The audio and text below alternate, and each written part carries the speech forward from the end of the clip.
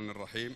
ما بين بريق السلطة في مجلس القيادة الرئاسي وظلال الولاءات العابرة للحدود، يقف العميد طارق صالح اليوم أمام مرآة التاريخ في مشهد تزدحم فيه التناقضات. فبينما كان يفترض به أن يكون حارسا لكيان الدولة، تحولت مواقفه وإعلامه وأدواته إلى مظلة سياسية تشرعن زحف المشاريع الانفصالية نحو المهرة وحضرموت. مسرح العمليات من هنا حتى حضرموت، من لحج حتى المهرة، أصبح تحت إدارة واحدة.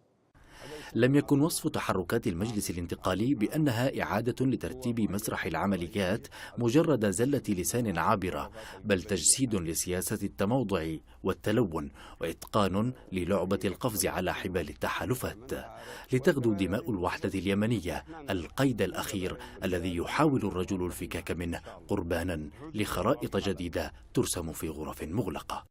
وعلى وقع طبول غزو الانتقالي الإماراتي لحضرموت والمهرة تعيد الذاكرة السياسية إنتاج نفسها بمرارة، فالرجل الذي يغيب اليوم عن اجتماعات مجلس الدفاع الوطني استجابة لإملاءات الاستقطاب الإقليمي هو ذاته الذي لم يجف بعد حبر تدويناته القديمة التي وصفت الجوار العربي بمنشأ الدواعش. هذا الانكفاء خلف الأجندة الإماراتية والمجاهرة بالعداء للرياض والارتماء في أحضان تحالف المصالح مع الانفصاليين ليس سوى ارتداد إلى مربع الثأر الشخصي من ثورة 2011، حيث يرى صالح في تمزيق الجغرافيا اليمنية فرصة لتصفية حسابات قديمة مع الجيش والشرعية، ولو كان الثمن هو تسليم السيادة لمشاريع التفتيت التي يرفضها الشعب والتاريخ معا.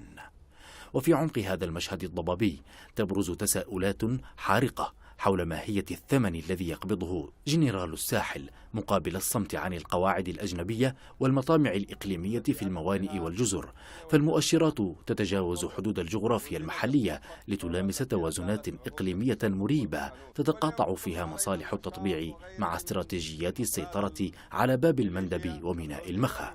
فهل يراهن طارق صالح على الخيار الأجنبي بدلا من الحاضنة الوطنية؟ وهل أصبح الجمهوري المزعوم مجرد جندي في فيلق الانفصال؟